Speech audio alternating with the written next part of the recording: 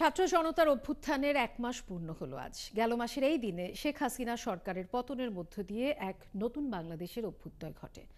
১৫.৫ বছরের কর্তৃত্ববাদী শাসন থেকে মুক্ত হয় দেশ। নতুন স্বপ্ন নিয়ে যাত্রা শুরু করে অন্তর্বর্তীকালীন সরকার।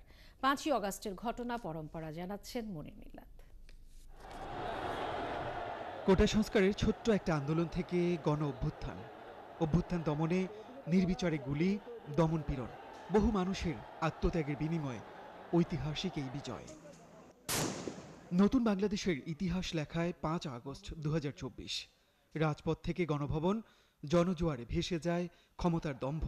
ঢাকার পথে পথে কোটি মানুষের বিজয় উল্লাস। সরকারি চাকরিতে কোটা সংস্কারের দাবিতে শুরু হওয়া আন্দোলন নিষ্ঠুরভাবে দমাতে চেয়েছিল আওয়ামী লীগ। ছাত্রদের মুখোমুখি দাঁড় করিয়ে দেয়া হয় আইনশৃঙ্খলা বাহিনীকে।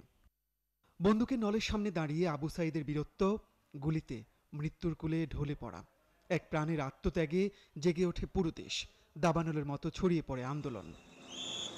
১৮ থেকে ২১ জুলাই পর্যন্ত চলে নিষ্ঠুরতম হত্যাযজ্ঞ। মোহাম্মদপুর, মিরপুর, উত্তরা, বাড্ডা, রামপুরা, যাত্রাবাড়িতে ঝরে পড়ে অসংখ্য তাজা প্রাণ। গুলিবিদ্ধ হয় হাজারো মানুষ।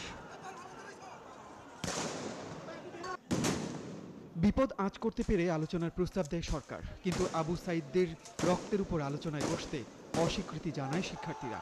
শেখ হাসিনার ক্ষমা প্রার্থনা, ২ মন্ত্রীর পদত্যাগ সহ ৯ দফা আন্দোলনের মধ্যেই জারি হয় কারফিউ, মোতায়েন করা হয় সশস্ত্র বাহিনী।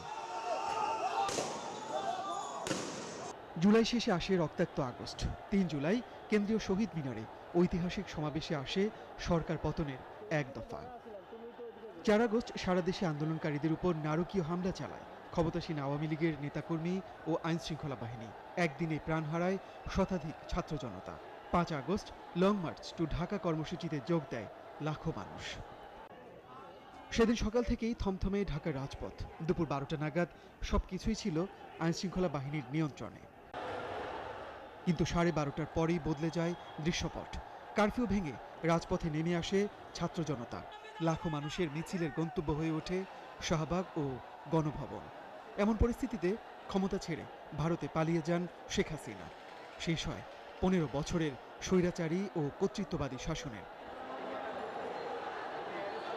ছাত্র জনতার অভ্যুত্থানে পাওয়া নতুন বাংলাদেশে ক্ষমতায় আসে নোবেলজয়ী ডক্টর মোহাম্মদ ইউনূসের নেতৃত্বাধীন অন্তর্বর্তীকালীন সরকার, যার সামনে অনেক প্রত্যাশা, আছে অনেক চ্যালেঞ্জ।